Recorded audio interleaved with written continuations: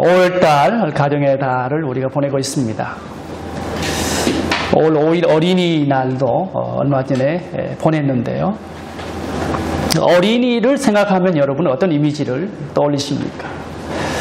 성경을 보면 크게 두 가지 이미지가 있는 것 같습니다. 하나는 순수함의 상징으로서의 어린이가 있습니다. 어린이는 구김살이 없고 맑죠. 솔직합니다. 그리고 거짓이 없습니다. 예수님께서도 그 어린이를 참 좋아하셨던 것 같습니다. 그래서 성경을 보면 제자들이 어린아이를 데리고 찾아오는 부모들을 책망하고 돌려보냈는데 예수님은 오히려 이렇게 말씀하셨죠. 마태복음 19장 14절에 보면 어린 아이들을 용납하고 내게 오는 것을 금하지 말라. 천국이 이런 사람의 것이니라. 그러면서 안수하시고 기도해 주셨습니다. 어린이를 귀하게 여기신 것입니다. 또 예수님은 이런 말씀을 하셨습니다. 마태복음 18장 3절에 보면 너희가 돌이켜 어린 아이와 같이 되지 아니하면 결단코 천국에 들어가지 못하리라. 4절에 보면 누구든지 이 어린 아이와 같이 자기를 낮추는 사람이 천국에서 큰 자니라. 이 말씀을 보면 어린이를 겸손함의 대명사로 예수님은 보고 계십니다. 그러니까 어린이처럼 자신을 낮추는 사람이 큰 사람이다. 어린아이는 교만하지 않고 자기를 과시하지 않는다는 것이죠. 어른과 비교했을 때 그렇다는 것입니다. 순수하고 진리를 그대로 수용합니다. 그런데 사실 어린이가 과연 교만하지 않고 자기를 뽐내지 않습니까? 꼭 그런 것 같지는 않습니다. 그래서 예수님은 왜 이렇게 어린아이를 칭찬하셨을까요? 그것은 그 당시에 지도자들, 바리새인과 서기관으로 대변되는 그 사람들의 위선과 교만과 그들의 삶에 대해서 대비적으로 어린아이가 갖고 있는 순수함을 말씀하신 것이죠. 어린아이처럼 자신을 낮출 때 천국에서 큰 사람이다. 마태복음 23장 12절에 보면 누구든지 자기를 높이는 자는 낮아지고 누구든지 자기를 낮추는 자는 높아지리라 했습니다. 이 말씀을 오해해서는 안 됩니다. 자신을 지나치게 비하하거나 보잘것없고 가치 없는 존재로 여기라는 말씀은 결코 아니기 때문이죠. 겸손은 자기 비하가 아니기 때문입니다. 겸손은 하나님 앞에서의 자기 인식이죠. 나의 나됨을 아는 것이죠. 이태리 아시시에 가면 아시시의 성자 성 프란시스코가 있습니다. 저도 아시시에 가본 적이 있는데요. 조그마한 마을입니다. 근데 이 아시시의 성자 프란시스코가 왜 유명합니까? 그는 겸손의 대명사였죠. 어떤 제자가 와서 선생님에게 프란시스코를 이야기했을 때 그는 이렇게 이야기하지 않습니까? 하나님께서 베풀어준 사랑을 나에게 베풀어준 사랑을 만약에 다른 사람에게 베풀었다면 그 사람은 나보다 더 훌륭한 사람이 되어 있을 거라고. 나는 세상에서 가장 부족한 사람이라고 그는 그렇게 고백했습니다. 하나님의 은혜로 오늘 자신이 있을 수 있다고 그렇게 이야기했죠. 그래서 프란시스코를 겸손한 자기를 내려놓는 사람으로 성경은 세상은 기억합니다. 역사는 기억합니다. 그래서 겸손이야말로 하나님의 사람의 가장 중요한 신앙적 태도임을 우리 잊지 말아야 합니다. 그래서 어린아이를 통해서 순수함을 배웁니다. 겸손함을 배웁니다. 낮아짐을 배웁니다. 그런데요, 성경을 보면 또 다른 어린아이의 이미지가 있습니다. 그 이미지는 굉장히 상반된 이미지입니다. 그건 뭐냐 하면 어린아이는 미성숙하다. 오늘 말씀을 봐도 오늘 14절 말씀을 보면 이제 우리가 어린아이가 되지 아니하여 그랬습니다. 자, 어린아이가 되지 않는다. 어린아이를 부정적으로 언급하고 있는 것이죠. 고린도전서 13장 11절에 보면 이런 말씀이 있습니다. 내가 어렸을 때에는 말하는 것이 어린아이와 같고 깨닫는 것이 어린아이와 같고 생각하는 것이 어린아이와 같다가 장성한 사람이 되어서는 어린아이를 버렸노라. 그렇게 말하고 있습니다. 자, 어린아이가 어떻다는 것입니까? 말하고 깨닫고 생각하는 영역에 있어서 미성숙하다. 그렇게 말씀하고 있는 거죠. 그 예수님이 말씀하신 어린아이와 이 바울 사도를 중심으로 한 이 서신서의 이 어린아이는 좀 다르게 나타납니다. 어떤 것이 맞는 것입니까? 사실 두 가지 다 맞죠. 어린아이 순수하기도 하지만 또 미성숙하기도 합니다. 사실 그 예수님이 사용하신 어린아이라는 단어는 파이디온이라는 단어입니다. 파이디온, 헬라어로. 그 뜻은 문자적으로 어린아이입니다. 보통 7세 이전의 아이를 어린아이 그렇게 이제 말씀하셨어요. 그런데 이제 바울이 주로 사용한 어린아이라는 단어는 다른 단어더라고요. 네피오스라는 단어입니다. 같은 어린아이인데 비유적으로는 미성숙한 사람, 그리고 순진한 사람, 잘 속는 사람, 교육을 받지 못한 사람, 그런 의미로 쓰고 있는 것을 보게 됩니다. 그러고 보면 예수님이 말씀하신 어린아이와 바울이 말한 어린아이는 좀 다른 어떤 바운더리를 이야기하는 것 같습니다. 자, 그렇다면 미성숙함으로 대변되는 어린아이의 이 그 모습 속에서 우리는 미성숙함이 어떤 모습인지를 좀 살펴볼 필요가 있습니다. 첫째는 지적인 미성숙이 있습니다. 지적인 미성숙. 여러분 14절 한번 보시면 오늘 말씀 가운데 이는 우리가 이제부터 어린아이가 되지 아니하여 사람의 속임수와 간사한 유혹에 빠져 온갖 교훈의 풍조에 밀려 요동하지 않게 하려 함이라. 무슨 이야기입니까? 거짓 가르침에 쉽게 힘들이지 않는다는 것이죠. 거짓 가르침, 이단적인 가르침에 현혹되지 않는 사람이 되어야 한다는 것입니다. 사실 어린아이들은 잘 속습니다. 그렇죠? 자기에게 잘해주는 사람, 친절한 사람에게 속기 쉽습니다. 지적으로도 아직 성숙하지 못했죠. 바른 판단을 하지 못하죠.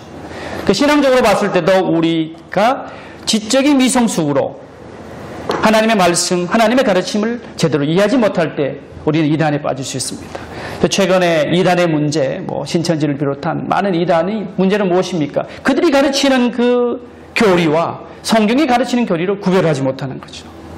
그들은 실은 간사한 모습으로 감정을 자극하죠. 친절하게 다가갑니다. 그러나 그들이 가르치는 그 교리가 갖고 있는 엄청난 오류를 보지 못하는 그런 어려움을 겪게 되는 것입니다. 오늘 말씀을 보면 18절에 보면 그리스도 밖에 있는 사람들의 모습을 성경은 이렇게 기록합니다. 그들의 총명이 어두워지고 그들 가운데 있는 무지함과 총명이 어두워졌다. 무지하다. 이게 미성숙함의 특징입니다. 이방인들, 하나님의 말이 있지 않는 사람들의 모습을 말하고 있는 것입니다. 근데 하나님은 세상을 창조하시고 인간에게 이성을 주셨죠. 이성으로 판단하고 이성으로 구별할 수 있는 그런 능력을 주셨습니다. 그래서 우리에게 주신 이성을 무시하거나 배제해서는 안 됩니다. 신앙과 이성은 결코 분리될 수가 없기 때문이죠. 합리적인 이성, 거듭난 총명이 오늘 우리에게 필요합니다. 저는 여러분이 지성적 그리스도인이 되기를 원합니다. 그 옛날 그 성경적 전통, 기독교적 전통을 보면은 뭐가 있냐면 믿음을 추구하는 신앙, 믿음을 추구하는 어떤 이해, faith seeking understanding. 그러니까 믿음이 먼저 시작됩니다. 믿음으로 출발합니다. 그럼 그 믿음은 믿음으로 끝나는 것이 아니고 우리의 이해를 바탕으로 한다는 것이죠. 지성을 추구하는 것이죠. 그래서 우리 안에 있는 믿음이 들어왔을 때 그 믿음은 결국 우리로 하여금 계속 깨달아 가도록 하는 것입니다. 그래서 신앙은 하나님의 성품이 신뢰할 만한 지식으로부터 나옵니다. 그렇죠? 지성을 활용할 때 우리는 더욱 성장합니다. 물론 지성적 그리스도인이 되라는 것이 차가운, 냉정하고 그런 차가운 사람이 되라는 말은 결코 아닙니다. 우리가 지성으로 하나님을 깊이 바르게 알 때 그 사람은 점점 더 성숙해 가기 때문에 지성이 필요한 것이죠. 오늘 13절에도 보면 우리가 다 하나님의 아들을 믿는 것과 그 다음 뭐예요? 아는 일에 하나가 돼요. 믿는 것이 있습니다. 믿는 것이 먼저 출발점입니다. 그러나 믿는 것과 아는 것, 하나님을 알아야 되는 것이죠. 하나님 어떤 분이신지, 성경에 계시한 하나님이 어떤 하나님이신지를 우리가 분명히 알 때에 우리는 미성숙함에서 벗어날 수 있는 것이죠. 그래서 성경을 더 많이 읽고 알고 묵상해야 하는 이유가 바로 여기에 있습니다. 더 깊이 오래 기도해야 되는 이유가 바로 거기에 있습니다. 좋은 신앙 서적들을 늘 내 곁에 두고 틈이 나는 대로 규칙적으로 읽어야 되는 것이죠. 지적 미성숙에서 탈피해야 해야 합니다. 바울은 에베소서를 쓰면서 에베소 교인들을 향하여 이렇게 기도하고 있지 않습니까? 에베소 1장 17절에 보면 우리 주 예수 그리스도의 하나님 영광의 아버지께서 지혜와 계시의 영을 너희에게 주사 하나님을 알게 하시고 하나님을 알아야 합니다. 끊임없이 하나님을 알아가는. 그래서 유명한 책 중에 노인간 하나님을 알아가는 것 그런 책도 있지 않습니까? 끊임없이 하나님 어떤 분이신지 우리에게 주신 이성과 지성으로 거듭난 이성으로 하나님을 알아가는 것이죠. 그럴 때 우리의 신앙은 점점 더 성숙해 갈 것입니다. 둘째 미성숙을 생각하면 두 번째는 정서적 미성숙입니다. 어린아이들은요 정서적으로 미성숙하죠. 쉽게 상처받고 주변 사람들 특별히 부모들의 영향을 많이 받습니다. 사실 당연한 것 아니겠습니까? 어린아이에게 부모는 그야말로 무엇인가 삶의 어떤 근거이기도 하고 또 하늘과 같은 존재일 겁니다. 나이가 어릴수록 더 그러합니다. 부모가 자신을 사랑하고 믿어주면 그 아이는 어떻게 됩니까? 정말 신나하죠. 그리고 자신을 사랑하게 되고 또 그 힘으로 다른 사람을 사랑할 수 있는 능력이 생깁니다. 그 발달학교를 보면 태어나서 1살까지, 만 1살까지가 가장 중요하다고 그러죠. 그 시기에 아이들은 부모와의 어떤 그런 관계를 통해서 마음에 어떤 걸 형성하냐면 나는 믿을 만한 사람이군. 물론 아이들이 지성적으로 한다는 것이 아니라 심정적으로 그렇게 느낀다는 것입니다. 나는 믿을 만한, 나는 괜찮은 존재군. 둘째는 이 세상은 살만한 곳이군. 그런 질문을 던진다고 그러죠. 그리고 그 시기를 잘 보내게 되면 아이의 마음 가운데 희망이 생긴다는 거죠. 삶의 소망. 여러분 중에 이제 아주 어린 시절을 태어났을 때 그런 어떤 좋은 지지를 못 받은 사람들은 늘 삶에 대한 희망이 없는 분들이 있어요. 그래서 부모가 된다는 것이 그렇게 소중합니다. 우리 시대의 문제는 어디 있는가 생각해 보면 성숙한 부모가 부족하다는 것입니다. 근데 사실 그들의 문제가 아닙니다. 그들의 부모가 또 미성숙했어요. 그 미성숙이 계속 전수되는 것입니다. 결국은 우리의 삶 가운데 정서적인 성숙이 있을 때에 그런 부분들이 자연스럽게 자녀들에게 이어질 수 있는 거죠. 심리학에서 하는 이야기입니다만 아버지가 권위적으로 자녀를 키우고 양육하게 되면 그 아이는 위축된다고 그러죠. 그리고 그 아이는 자라게 되면 그 아버지가 가졌던 그런 어떤 힘들게 했던 그런 권위에 대한 복수를 무의식 중에 자녀에게 한다고 그러지 않습니까? 그래서 폭력적인 아버지는 폭력적인 또 나중에 아버지가 된다는 이야기가 있지 않습니까? 결국은 이 가정 안에 흐르는 이런 그 모습들 속에서 이 정서적인 미성숙이 물론 그것이 전수되었다고 하더라도 우리의 삶을 참 힘들게 하는 것 같습니다. 이 폴 투르니에라는 분이 있습니다. 이분은 스위스의 의사이고 기독교 상담자. 저는 이분의 책을 참 좋아합니다. 아마 여러분 중에도 투르니의 책을 많이 보셨을 텐데요. 그 책을 읽어보면 많은 일화들이 있습니다. 그분이 직접 상담한 케이스들을 이 책에서 많이 적고 있는데 그 책을 보다 보니까 이 아버지들을 언급했습니다. 아버지들이 멀리 떨어져서 물러나 있다. 자신의 일에만 몰두하고 가족들에게 자신의 고민을 이야기하지 않는다. 왜? 물어보면 식구들을 힘들게 할 것 같아가지고. 그런데 재밌는 거는 자녀들은 다 알고 있다는 거죠. 아버지가 갖고 있는 고민을 말하지 않을 뿐이라는 것이죠. 고통을 나누면 말하면 들어지는데 그걸 말하지 못하는 거죠. 자존심도 있기도 하겠고요. 그래서 그렇게 표현합니다. 아버지는 가정을 고독을 키워내는 장소로 만들고 있다. 이게 이제 투르니의 진단입니다. 아버지가 고독을 계속 만들어 간다는 것이죠. 어머니들은 어떻습니까? 어머니들은 지나치게 자녀들의 간섭하는 엄마들이 많죠. 대리적 자아가 되려고 합니다. 자신의 정서적 문제를 자녀에게 전가시킵니다. 좀 심하게 말하면 자녀의 구원자가 되려고 하죠. 자녀를 통해서 내가 모든 걸 하겠다. 한국 엄마들의 모습이 많죠. 요즘은 좀 많이 달라졌지만 결국 근데 그렇게 많이 구원자가 되려고 하다 보니까 정서적으로 말이 고갈되고 자녀들은 또 의존적이 되는 것이죠.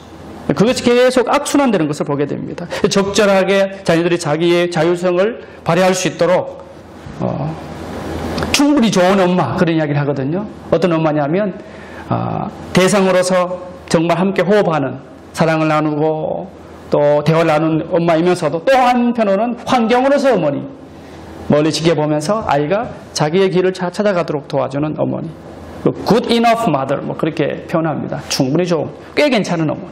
완벽한 어머니가 아니라 자녀가 잘 성장할 수 있도록 돕는 그런 어머니입니다. 오늘 말씀을 보면 18절에 보면 그들의 마음이 굳어졌다 그렇게 말하고 있습니다. 마음이 굳어졌어요. 경직되었어요. 경직성은 문제입니다. 19절에 보면 그들이 감각 없는 자가 되어 자신을 방탕에 방임한다 그랬습니다. 감각이 없어요. 잘 공감을 하지 못해요. 그런 모습이라는 거죠. 그래서 오늘 말씀 속에 심령이 새롭게 되어야 한다. 새로운 심령으로 변화되어야 한다. 어떻게 그렇게 될 수 있겠습니까? 먼저는 내 안에 일어나고 있는 정서와 감정을 그대로 인식할 수 있어야 됩니다. 내가 화가 났는지, 내가 속상한지, 내가 우울한지, 내가 기분이 나쁜지 그걸 솔직히 인식할 수 있어야 되겠죠. 그 다음에 그 감정을 표현할 수 있어야 됩니다. 표현하되 건설적으로 표현해야 됩니다. 어떤 사람은 막 폭발하죠. 폭발하고 나중에 그걸 쥐어담기가 너무 힘든 것이죠. 어떤 사람은 회피합니다. 그런데 회피한다고 해서 그것이 없어지는 것입니까? 없어지지 않습니다. 그래서 건설적인 방법으로, 지혜로운 방법으로 그걸 표현하고 나타내 하나님께 표현하고 또 당사자에게 표현할 수도 있겠고, 그렇게 함으로 인해서 내 안에 있는 그런 짐을 덜어볼 수가 있는 것이죠. 내가 나 자신을 이해하고 사랑하는 만큼 상대방을 사랑할 수 있습니다. 남을 공감하는 사람은 나를 공감할 수 있는 사람이기 때문이죠. 출발은 항상 나 자신에게 있습니다. 타인을 탓하는 대신에 내 안에서 일어나고 있는 이 정서에 솔직한 사람. 사실 지적인 미성숙과 정서적인 미성숙은 영적인 미성숙과 바로 연결되어 있습니다. 여러분, 정서적으로 미성숙한 사람이 영적으로 성숙할 수 있을까요? 그 피터 스카지로라는 분이 있습니다. 이분이 쓴 책 중에 정서적으로 건강한 영성이라는 책이 있습니다. 여러분들 한번 일독을 제가 권하는데요. 그 책을 보면 이건 그의 삶의 기록입니다. 뉴욕에 있는 그 교회의 목회자였는데, 목회자로서 그가 목회하면서 경험했던 것들을 표현하는데요. 그는 이렇게 단언하고 있더라고요. 정서적으로 미성숙하면서 영적으로 성숙한 것은 불가능하다. 그건 자신의 이야기예요. 자신이 열심히 목회하고 했는데 자기가 정서적으로 미성숙하다 보니까 그런 부분들이 영적인 부분에 드러나고, 열심히 하긴 하는데 완벽주의적인 성향, 그 다음에 분노를 못 참고 막 그런 일들을 벌였다는 거죠. 그러면서 이런 부분에 그는 깊이 연구를 해서 책으로 나왔는데요. 그 책에 보면 이제 감정적, 정서적으로 또 정서적으로 건강한 영성, 감정적, 영적 미성숙한 사람 특징을 몇 가지 들고 있는데 한번 들어보십시오. 하나는, 미성숙한 사람의 특징은 자신을 돌봐줄 사람을 끊임없이 찾는다는 것입니다. 누군가에게 자꾸 의지해요. 내가 독립적으로, 내가 하나님과 내 안에 독립적인 관계가 아니라 누군가에게 끊임없이 의존해서 그 사람으로부터 뭔가를 도움을 얻으려고 하는 거죠. 물론 적절한 도움은 필요하겠지만 그것이 지나치다, 이렇게 이야기합니다. 둘째는 건강한 방식으로 자신의 감정을 설명하거나 경험하지 못한다는 것입니다. 폭발하기도 한다든지 아니면 나도 모르게 그것을 회피하는 것이죠.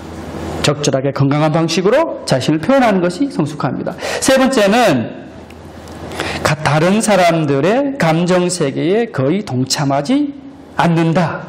공감 능력이 없다는 것입니다. 다 슬픈 이야기하고 있는데 막 그 슬픈 이야기에 동참을 못하는 거다든지, 그 분위기를 모른다는 거죠. 남들이 어떻게 느끼는지를 파악을 못한다는 것이죠. 또 하나는 무엇이겠습니까? 사려 깊지 못하고 둔감하다는 것입니다. 그리고 이 부분도 있어요. 교회에서 다른 기독교인들과 함께 있을 때에는 하나님을 경험하는데 다른 곳에 있을 때는 거의 경험하지 못한다는 것입니다. 자주 타인의 말을 기분 나쁘게 받아들이고 의견 충돌이나 비판을 개인적으로 나를 공격하는 것으로 여긴다. 그렇게 그는 말합니다. 그리고 기도는 의무이지 기쁨이 아니다. 그랬습니다. 너무 바빠서 영적 생활을 풍성하게 하기 위해 충분한 시간을 내지 못하는 그런 부분들을 그는 이 책에서 이야기하고 있습니다.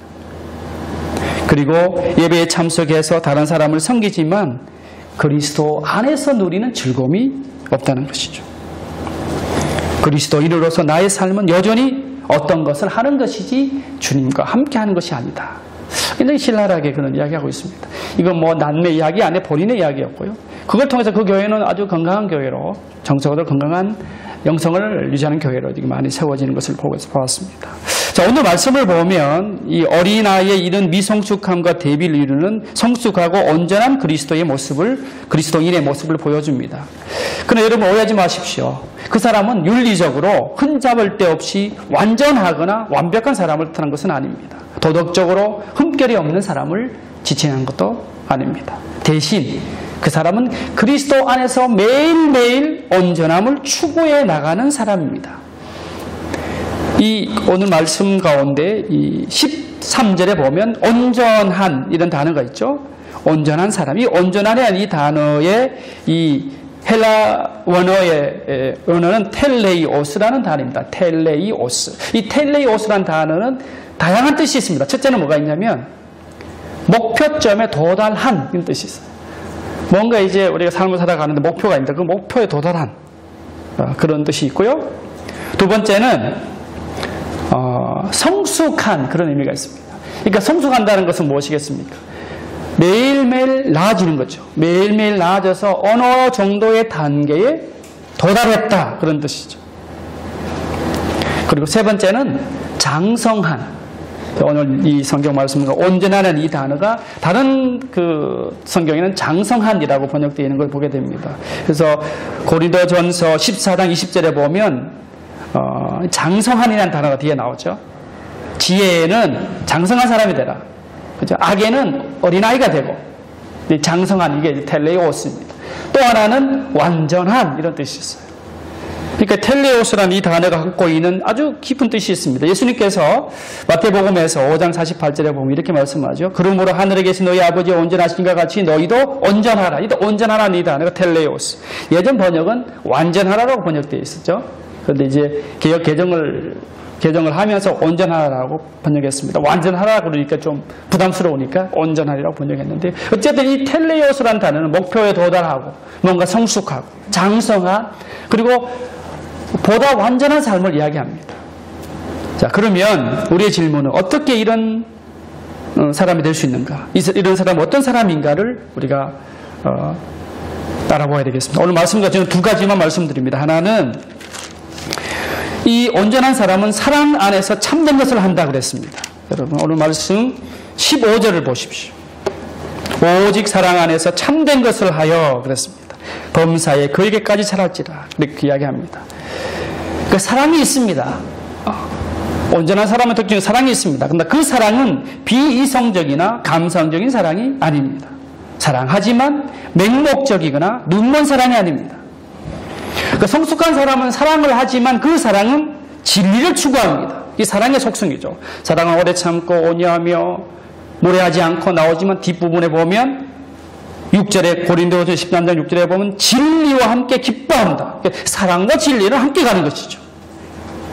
참된 사랑은 감성과 지성을 함께 갖고 있는 균형을 이룬 사랑을 말합니다.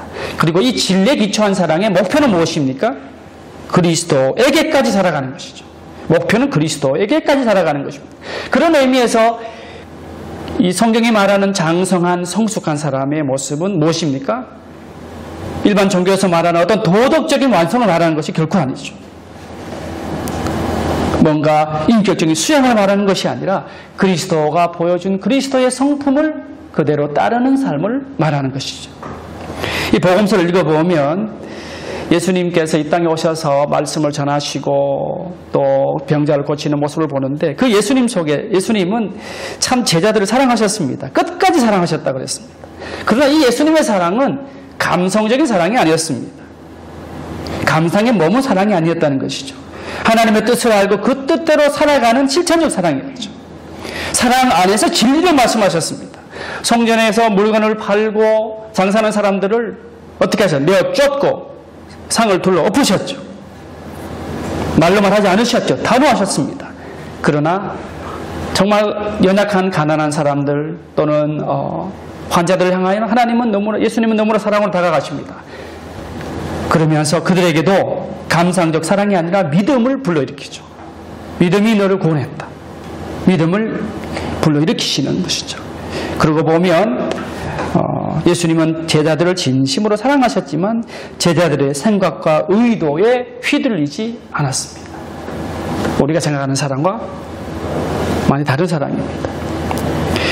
피터 시카지로 목사님의 이야기를 좀 더 들어보고 싶은데요. 이분은 그럼 지적으로, 정서적으로, 영적으로 건강한 사람은 어떤 사람이 성숙한 사람이, 그런 몇 가지 특징을 이야기합니다. 한번 보십시오. 첫째는 사람들이 자신에게 주는 이익이나 하는 행동에 의해서가 아니라 그들의 모습 그대로 가치를 부여한다. 그 사람이 갖고 있는 그 어떤 지위나 명예나 그런 것으로 사람을 평가하는 게 아니라 그 사람 자체, 그 사람의 존재 자체를 인정한다. 네, 그게 이제 첫 번째 특징이고요. 두 번째는 자신의 생각과 감정과 목표와 행동에 책임을 진다고 했습니다. 책임의식. 그러니까 책임의식이 성숙함의 관건이다. 그렇게 이야기합니다. 자, 책임지는 게 어렵지 않습니까? 그렇죠? 네. 예수님도 보면 이 땅에 오셔서 십자가를 지키기까지 복종하시고 하나님이 그에게 맡겼던 일들을 감당하셨습니다. 책임을 지셨죠. 또 하나는 무엇입니까?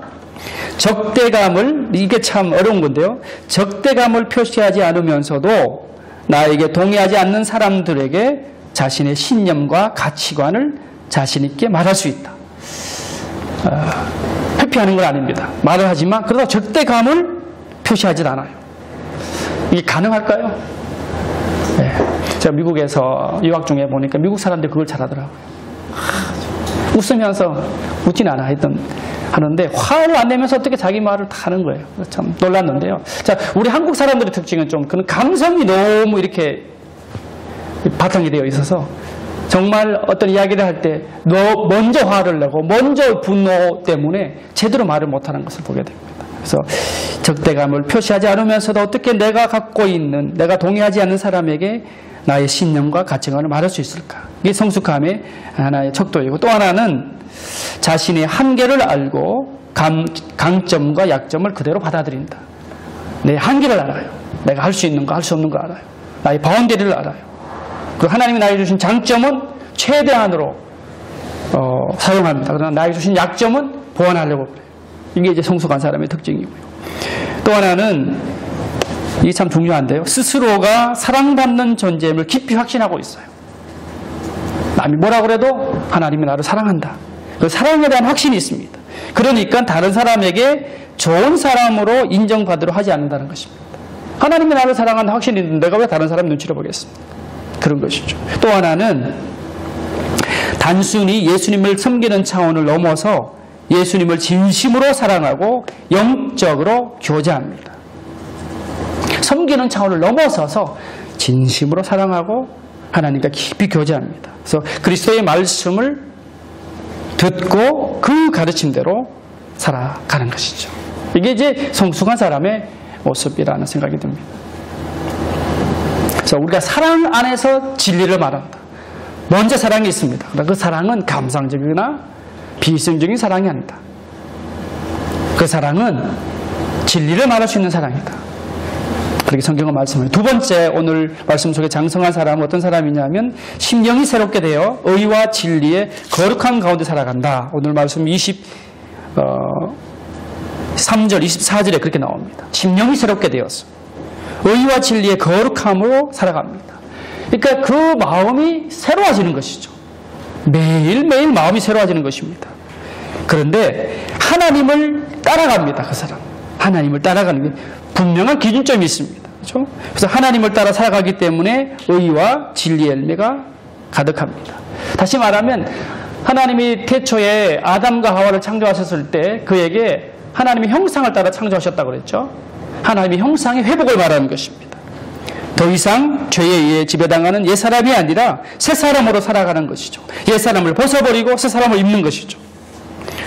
물론 완성은 아닙니다. 아직도 연약합니다. 부족합니다. 그러나 그 사람은 매일매일 하나님을 신뢰합니다. 하나님을 향한 믿음 가운데 살아가려고 노력합니다. 몸부림칩니다. 자신의 약점을 인정하고 겸손히 하나님 앞에 서기를 좋아합니다. 이게 바로 온전한 사람이죠. 폴 푸르니에는 이렇게 표현하고 있습니다. 그리스도인은 완결되거나 완성된 사람이 아니다. 그러나 그리스도인의 삶은 아무리 좌절되고 힘을 잃어도 하나님의 은혜로 끊임없이 새로운 승리를 얻는 경험이다. 그렇게 말하고 있습니다. 완결이나 완성이 아니다. 때로는 좌절하고 때로는 힘을 잃을지라도 하나님의 은혜를 붙잡는다는 것이죠. 새로운 승리를 경험한다는 것입니다. 중요한 것은 무엇이겠습니까? 항상 하나님께 속하는 것입니다. 하나님에 속하는 결정을 하는 것입니다. 그런 마음을 갖는 것입니다. 하나님께 돌아가는 습관이 있는 것이죠. 그리고 하나님과 친밀해지려고 하는 그런 삶으로 나아가는 것입니다.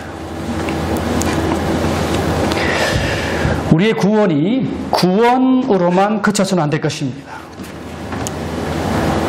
우리의 구원을 넘어서서 그리스도와 함께 변화되어야 합니다. 새로워져야 합니다. 새로운 성품으로 거듭나야 합니다. 더 이상 어린아이의 이 미성숙함을 그 미성숙함으로 살아가서는 안 될 것입니다. 우리 안에 매일매일 온전한 사람으로 회복이 있기를 간절히 원합니다. 사랑 안에서 참된 것을 말하고 하나님을 따라 의와 진리의 거룩함으로 매일매일 나아가야 할 것입니다. 주님께서 우리와 함께하고 계십니다.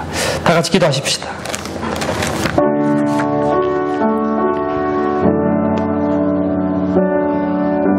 살아계신 주님, 구원을 얻었음에도 우리의 삶은 여전히 미성숙하고 어린아이와 같은 모습입니다. 그러나 우리에겐 영원한 모델이 있고 우리를 향한 하나님의 열심이 있음을 인하여 감사를 드립니다. 살아계신 주님, 매일매일 주님과 함께 깊이 교제하고 온전함을 향하여 그런 믿음의 경주를 감당하게 하여 주시옵소서. 때로는 넘어질 수 있고 때로는 좌절할 수 있을지라도 그러나 하나님의 은혜를 부여잡게 하여 주시고 매일매일 주님이 주시는 삶의 길을 책임의식을 갖고 결단하며 살아갈 수 있게 도와 주시옵소서. 이 한 주도 하나님 우리의 삶의 주인이 되어주시고 인도자가 되어주셔서 함께 하신 하나님의 은혜 안에 살아갈 수 있는 그런 용기와 결단과 믿음을 허락하여 주시옵소서. 예수님의 이름으로 기도합나이다. 아멘.